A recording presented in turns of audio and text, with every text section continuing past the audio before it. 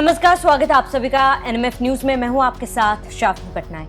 पश्चिम बंगाल से लगातार आतंकी संगठन से जुड़े लोगों के नामों का पर्दाफाश हो रहा है और उनकी गिरफ्तारी भी हो रही है। बीते दिनों हमने देखा कि जैश-ए मोहम्मद संगठन का एक आतंकी पश्चिम बंगाल से पकड़ा गया है और उसके निशाने पर खुद पश्चिम बंगाल के मुख्यमंत्री शुवेंदु अधिकारी थे। इसको लेकर लगातार जांच की जा रही है। उसके घर में छापा मारा गया और जो भी दस्तावेज और डॉक्यूमेंट्स पाए गए वो इस ओर इशारा कर रहे थे कि अगला टारगेट उनका सीएम अधिकारी ही थे और उसको लेकर लगातार कदम उठाए जा रहे थे।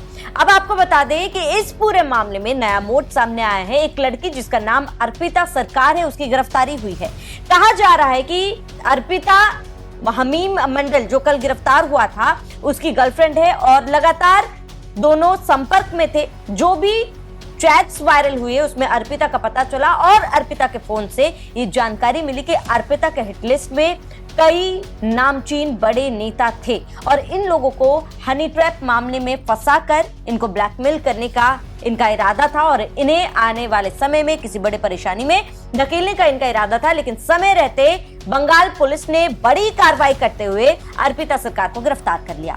अब सबसे बड़ा सवाल कि आखिर ये नेटवर्किंग कहां तक फैला हुआ है, क्योंकि कहा यह जा रहा है कि हमीम मंडल बांग्लादेश की तरफ से यहाँ पर आया हुआ था और एक दर्जी के रूप में वो यहाँ पे काम करके तमाम जानकारी जुटा रहा था और जो भी जानकारी थी वो पाकिस्तान भेज रहा था और इसके साथ ही जल्दी किसी बड़े घटना को अंजाम ही देने जा रहा था। और कहा यह भी गया था कि उसके निशाने पर पश्चिम बंगाल के मुख्यमंत्री थे और फिलहाल इस पूरे मामले को लेकर बड़ा खुलासा हुआ है।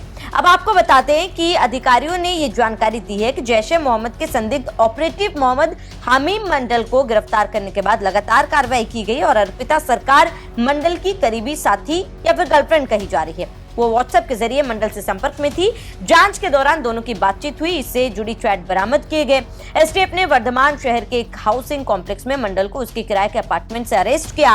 उस पर एसआईएसआई समर्थित नेटवर्क का हिस्सा होने का संदेह है। इनका काम बीजेपी नेताओं सहित वीआईपी लोगों के बारे में खुफिया जानकारी इकट्ठा करना, ऑपरेटिव्स की भर्ती करना और राज्य में संभावित आतंकी गतिविधियों के आधार पर तैयारी करना था।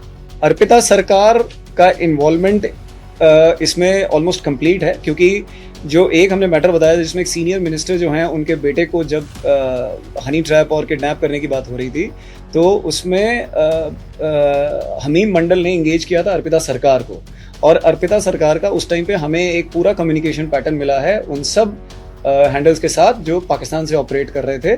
इसमें इनकी मतलब इनका प्रॉपरली कम्युनिकेशन हुआ है और अर्पिता सरकार was completely aware of whatever was she was doing। और जब अर्पिता सरकार के पास से जो डॉक्यूमेंट्स मिले हैं और जो भी चैट्स में नाम बरामद हुए हैं, कहा जा रहा है कि सीएम के साथ साथ अन्य अधिकारी और बीजेपी नेताओं के नाम उसके हिट लिस्ट में थे और हनी ट्रैप की साजिश के तहत उनको फंसाना चाह रहे थे। अब जैसे ये पूरा मामला सामने आया तो इस पर कई नेताओं के बयान सामने आए, लेकिन इस पर मुख्यमंत्री शुवेंदु अधिकारी का क्या कहना है वो बताते हैं। सीएम ने कहा है कि यह एक संवेदनशील मामला है। एसटीएफ और सीनियर पुलिस अधिकारी इस मामले को देख रहे हैं। हो सकता है कि उसके इंटरनेशनल रिलेशन हो। पुलिस इसकी जांच कर रही है। शुरुआती जांच से पता चलता है कि मंडल मुख्यमंत्री अधिकारी की गतिविधियों और उनके काफिले के रास्ते पर नजर रख रहा था और जाहिर सी बात है ये चिंता का विषय, क्योंकि किसी प्रदेश के मुख्यमंत्री के हर पल का अपडेट ये व्यक्ति रख रहा था और शायद हो सकता था किसी बड़ी घटना को अंजाम दे। लेकिन समय रहते एसटीएफ को बड़ी सफलता हाथ लगी। बहरहाल दोनों से पूछताछ की जा रही, चाहे अर्पिता सरकार से हो या फिर हमीम मंडल से पूछताछ की जा रही है कि उसके साथ ये नेटवर्किंग कहां से कहां तक फैला हुआ है, इसमें कौन कौन शामिल है। क्योंकि आपको बता दें कि पश्चिम बंगाल में जब से बीजेपी की सरकार आई है तब से कुछ लोगों में आक्रोश है। कुछ लोग जो गलत तरीके से घुसपैठ किए हुए पश्चिम बंगाल में उन पर भी कार्रवाई जारी है और इसी बीच कुछ स्थानीय लोगों की मदद से बाहरी लोग आके घुसपैठ पश्चिम बंगाल में कर यहीं के लोगों को नुकसान पहुंचाने की कोशिश कर रहे हैं जो बीजेपी होने नहीं दे रही है। बहरहाल अब ये देखना महत्वपूर्ण होगा कि इस मामले में, क्योंकि 2 गिरफ्तारी अभी तक हुई है, आगे और कितनी गिरफ्तारी होती है, ये नेटवर्किंग कहां से कहां तक फैला हुआ है और इनके जाल में निशाने पर कौन कौन थे। इस महत्वपूर्ण जानकारी पर आपका क्या कहना है हमें कमेंट कर जरूर बताएं। साथ ही बने रहिए एनएमएफ न्यूज के साथ।